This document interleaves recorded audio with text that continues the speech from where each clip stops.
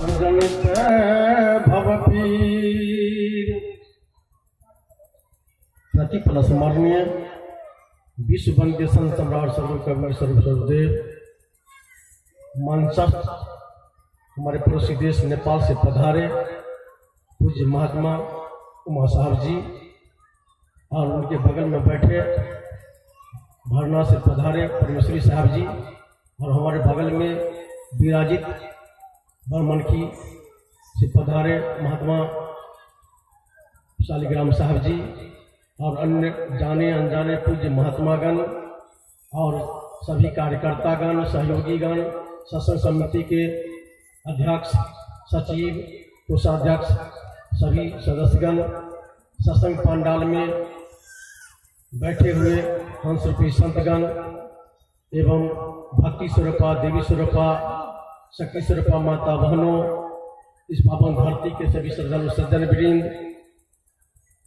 भूतपूर्व और वर्तमान समाज के सभी प्रतिनिधिगण मुखिया जी विधायक साहब जी वार्ड मेंबर जी सबों को मेरी तरफ से सादर नमस्कार प्रणाम धन्यवाद शाहबंदगी शाहबंदगी शाहबंदगी। एक बार सभी लोग शांति में सहयोग करें। बोलिए सूर्यदेव को साहेब।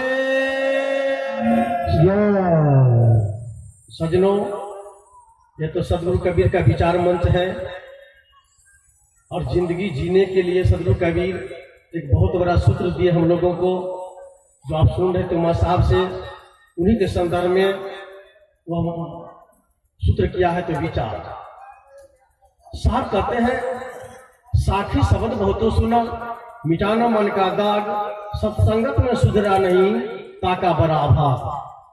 आज ही की बात नहीं, हम लोग बराबर सत्संग में जाते हैं, बराबर रामायण पाठ, गीता पाठ, अनुराग सागर पाठ, बीजा का पाठ, पुराण पाठ, बाइबल पाठ, तरह तरह के संग्रंथों का पाठ करते रहते हैं, अनेक अनेक तीर्थों में जाते रहते हैं। लेकिन कारण क्या है?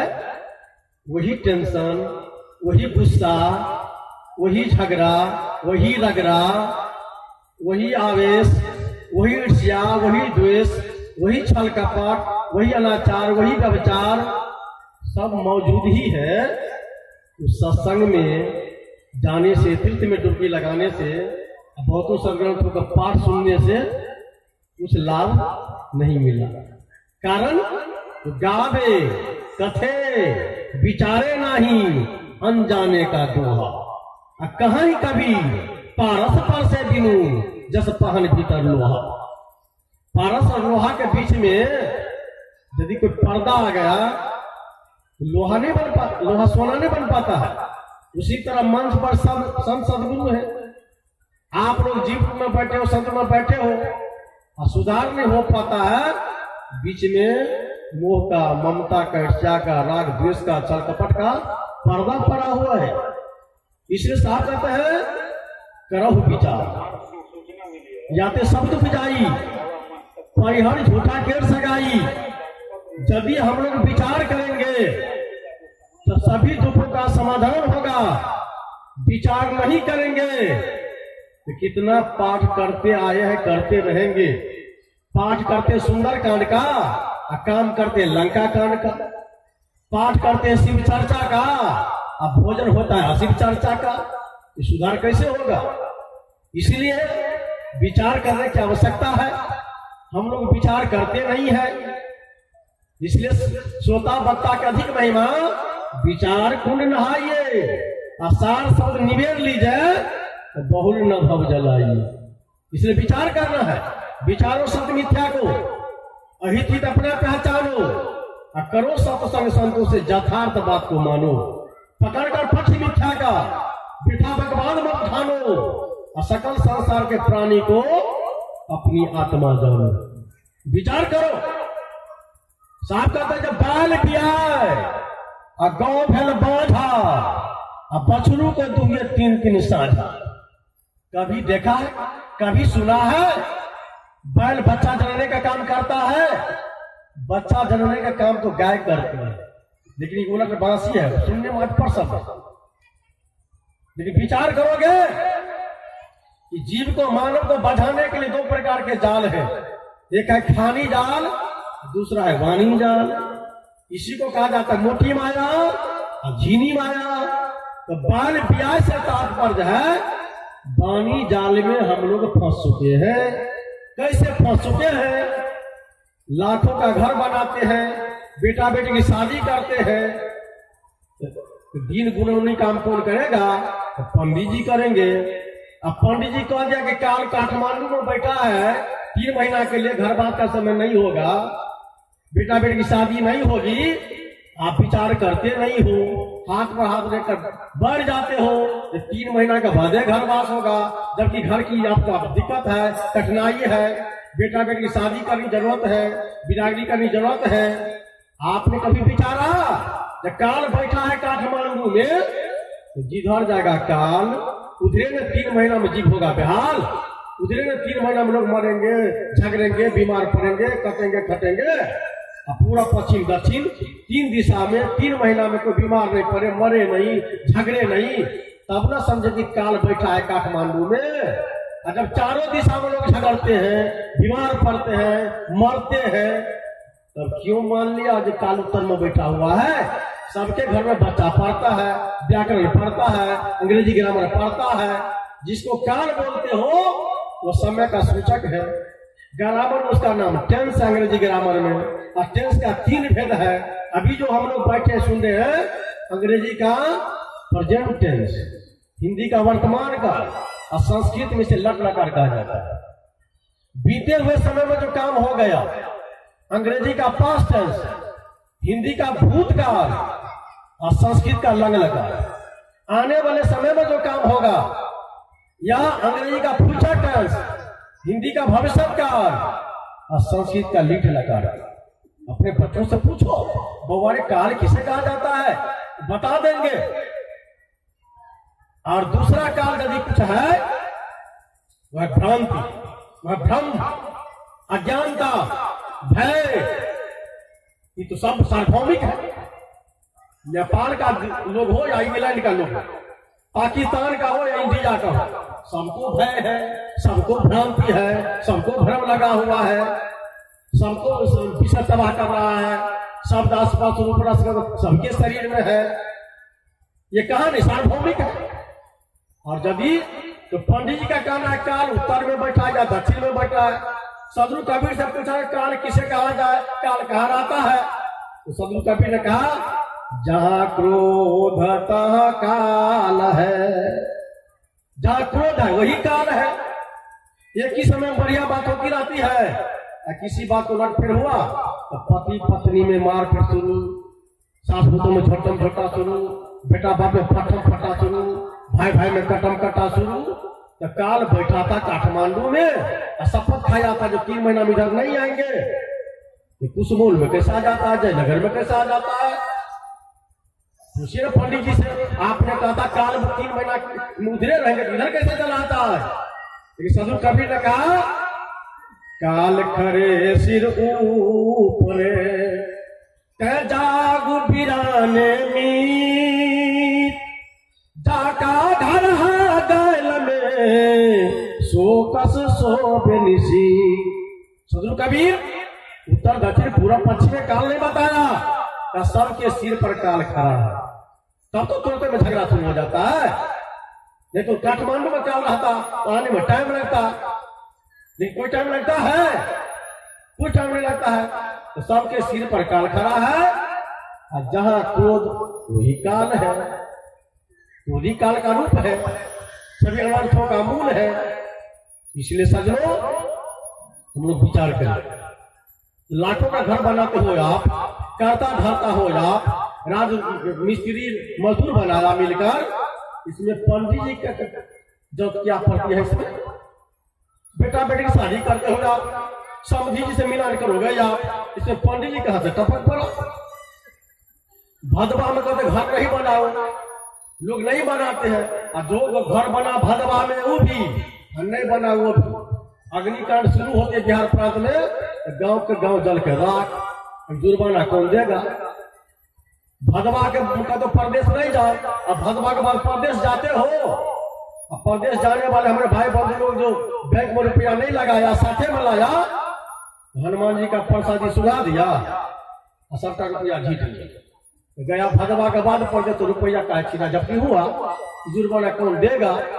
इसलिए विचार करो सजनो, कर्म का आकार सिद्धांत है, आपन कर्म न मेटो जाई, कर्म का लिखा मिटे धन कैसे, जो कोट सिराई, अवश्य में भक्तव्यम, कृतम कर्म शुभा शुभम, न भक्ते क्षेत्र कर्म कल कोटि सतैव। करोड़ों कर्म युग बीत जाने पर भी प्रत्येक इंसान को, प्रत्येक मानव को अपने किए हुए कर्म का फल उन्हीं को भुगतना पड़ता है। इसमें मंत्र तंत्र कोई देवता काम आने वाला नहीं है।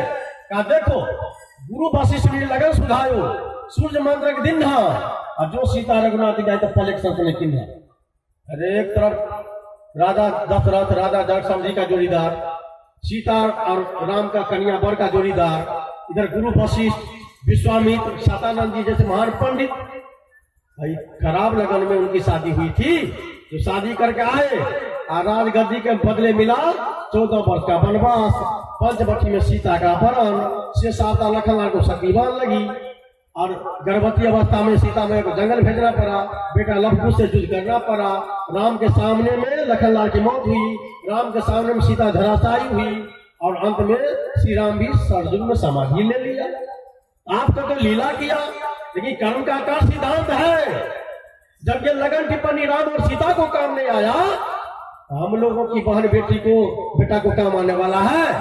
शादी में तुम्हें खर्चा करते हो और कुछ बाकी रहेगा तो आपके बेटी को चपा चढ़ा के मार दिया जाता है, आग में झुलसा के मार दिया जाता है।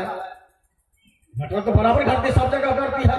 आपकी बेटी को यदि बेटियां पैदा ले रही है तो फिर भी आपको बेटी को सासुर में बात नहीं हो रहा है, जबकि बेटी के पास सफल ग्रहण होता है, एक दूसरे का खून भी पिलाते हैं, पति स्नेही है, झगड़ा कभी नहीं होगा। शादी करके आते हो और झगड़ा शुरू होता है तो मरते दम तक झगड़ा चालू में रहता है। तभी खून क्यों पीते हो? इतने जितने लोग बैठे हो अपनी शादी में सब एक दूसरे का खून पिए हो, तो शपथ ईमानदारी से बोलो, हाथ उठाओ, किनको आता अपना पति पत्नी में झगड़ा नहीं हुआ, गाली गलौज नहीं हुआ, गाल फुलाफुली नहीं हुआ? यदि हुआ तो खून क्यों पीते हो? खून पीने वाला राक्षस होता है। ये लवड़ा पंडित आपको दाम्पत्य जीवन को बर्बाद किया, इसलिए इस पर कौन विचार करेंगे? सत्संग का उद्देश्य विचार नहीं करना, सत्संग भी सुनते हो और भ्रमित भी हो। इस सत्संग सुनने से क्या लाभ मिलेगा? सदगुरु कबीर ने कहा, जो तू साचा बानिया सांची हाथ लगाओ, अंदर झाड़ू मार के पूरा दूर बहाओ। सबका सौदा लेने के लिए आए हो, अंदर में जितना कूड़ा कचरा है, परंपरावाद, जातवाद, कर्मकांड, आडंबर, गैया भुइया, रैया गोरैया, कमलसी फुलसी तलसली, जितिया सितिया सोमारी शुक्रवारी कलावारी, छठ चौड़चन पिंडादान तर्पण, सभी कूड़ा कचरा को बाहर कर दे, क्योंकि सब हमारा होता है। जस सिंहनी के दूध अकड़क बसल 18 बाकी जो हो फूट। सिंहनी के दूध को रखने के लिए सोने की बर्तन की आवश्यकता पड़ती है, अन्यथा दूसरे पात्र में रखा जाएगा, बर्तन को छेद करके वो धारा निकल जाएगी। उसी तरह सदगुरु कबीर का संत इतना मूल्यवान है, इतना महान है, विश्व के महान दार्शनिक अमेरिका के कैलिफोर्निया में जाकर विश्व के तमाम विद्वानों को चैलेंज भरे शब्दों में कहा है, दुनिया वालों सभी की बात सुन लेना, लेकिन कबीर की बात मत सुनना। कबीर के बात सुनोगे तो पागल बन जाओगे, पागल।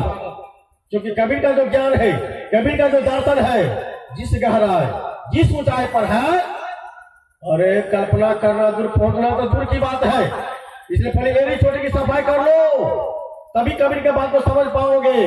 नहीं तो कबीर का गावा गावे और 3 लोग को धक्का पावे, कबीर का गावा को पूछे तो 3 लोग न सूझे। बोलो समझाया बाकी सजनो, मरता है आपके घर का लोग, आपको कोई सूचना नहीं मिलती है, सपना में भी कोई सूचना नहीं मिलती है, लेकिन आपके जो कुल पूजक है प्रतिया पुरोहित, उसको कौन मोबाइल से सूचना मिल जाती है?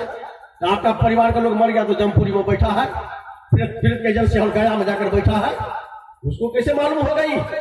तब आता है आपको कहने के लिए दान दक्षिणा दो, गाय दान करो, खटिया दो, पटिया दो, सोना दो, चांदी दो, जूता दो, चप्पल दो, छाता दो, टॉर्च दो, दान करो। वहां पर बम बम करने के तुम्हारा पुरखा लोग।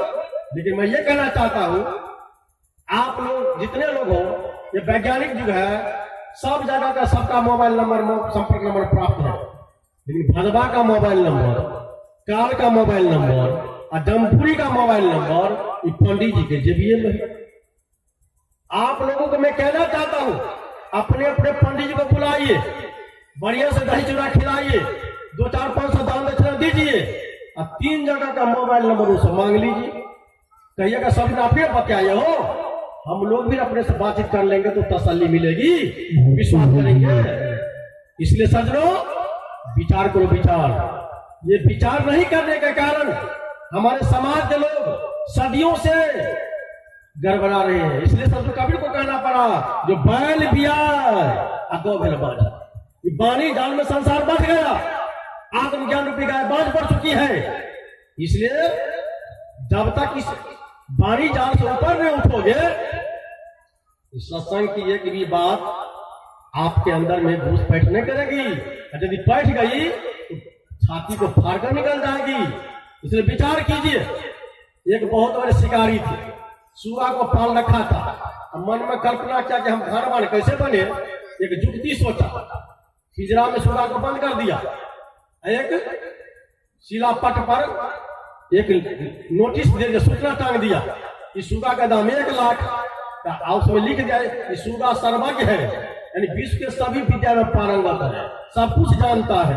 लेकिन कैसे पैसा किनको रहता तो खरीदते। एक सेठ जी को बात मालूम हुई। सेठ जी आए, कहा क्या इसका दाम 1 लाख क्यों? भाई दुनिया की सब बात जानते हो, कहा जाकर पूछ लीजिए। कहा सुगा तुम सब कुछ जानते हो? कहा एक माह। कहा अरे सत्यनारायण भगवान की कथा जानते हो? कहा एक माह। सेठ जी ने सोचा हमको तो इसी से मतलब है, बैठे बैठे पुस्तक मिलती नहीं है तो सुगा हमको सत्यनारायण भगवान की कहानी को सुना देंगे। 1 लाख रुपया दिया और सुगा खरीद लिया। आए जहां पर बैठे थे गद्दी पर, उसी सामने दरवाजे में सुगा को टांग दिया। कहानी सुनते सामने ना, तब तक तो गांव के लोगों की भीड़ लग गई देखने के लिए, जो सेठ जी 1 लाख का सुगा लाए हैं। उतने में आ गए एक चतुर्वेदी पंडित जी। पंडित जी ने पूछा क्या मामला है सेठ जी? जाकर पूछिए सुगा से। सुगा से पूछा, सुगा तुम सब कुछ जानते हो? क्या चारू बेल जानते हो?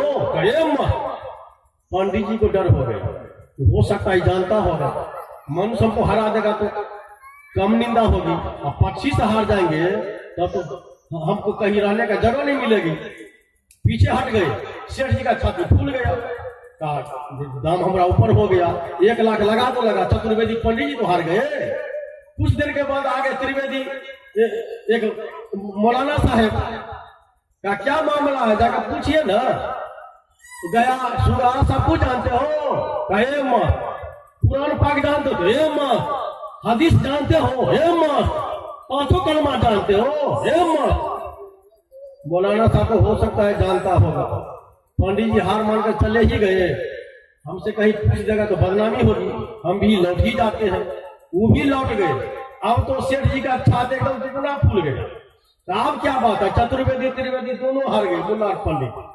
कुछ देर के बाद आगे पादरी साहब, वो भी गया पूछने के लिए, क्या सुना सब कुछ जानते हो? कहे माँ बाइबिल जानते था? हे माँ परमेश्वर का पता जानते था? हे माँ। सोचा जानता होगा, कहीं हम ही से कुछ पूछ देगा तब तो हम हार जाएंगे। 200 पहलवान चले ही गए तो हम भी हार ही स्वीकार कर लेते हैं। अब तो सेठ जी मानो पृथ्वी पर चप्पड़ छोड़ रहे थे।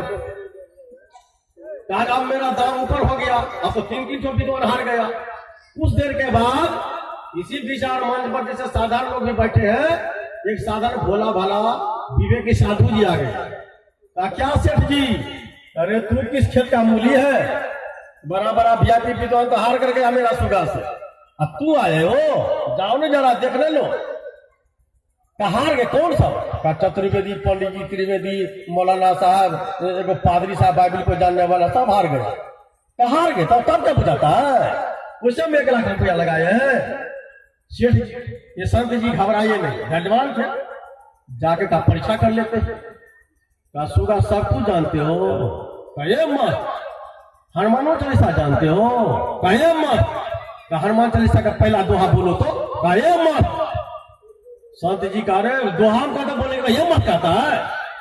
इस सुगा की बात को पकड़ लिया।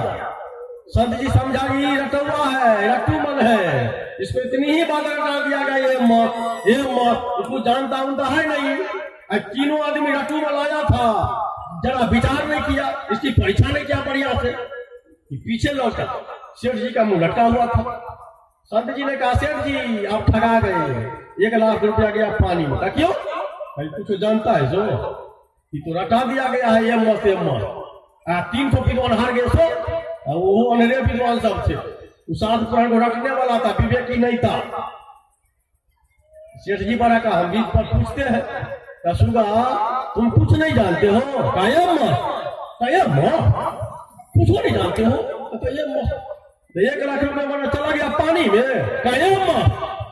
सेठ जी माथा पर हाथ, ठीक है ये रटुआ है, हम भी इसकी परीक्षा नहीं किए थे, बढ़िया से जांच पड़ताल नहीं किए, हमसे भी 300 विद्वान निकला। पंडित जी, मोल्ला साहब, पादरी साहब, तो धन्यवाद दिया जाइए विवेकी संत जी को, जिनकी परीक्षा कर लिया है। तो सज्जनों, संसार में विचारवान कोई है, इसलिए कहे कभी कासों को सकलो जगंधा, साथा से भागा फिरे झूठे का बंदा, कैसी गति संसार की जो फिर का था, एक पड़ा जो गार में तो सबा गार में दांत। इसलिए सज्जनों, देखा देखी की बात नहीं है, ये विचार मंच है, और विचार देने के लिए संत महापुरुष आपके पावन भारती कुसमोल की पावन नगरी में पधारे हैं, जहाँ एक बगल में जय नगर, जहाँ जिस नगर की हमेशा जय ही हो रही है, जहाँ माथा बहा है, सभी के सिर का मौर है, और जहाँ पर ये कुसमोल है, जानते हो ना, जितने भी पौधे हैं उसकी बड़ी महत्ता होती है। राम के सुपुत्र का नाम था कुश, लव कुश का नाम सुने कुश, और ये कुश मौल है, कुश का मौलिक जो सत्ता है राम, कुश के मौलिक सत्ता राम, ये कुश मौल गांव के वास्तविक सत्ता क्या पाना है? तो राम को पाना, कौन राम को पाना है? सत्यनाम को, राम को पाना है, अपने निस्वरूप को पाना है।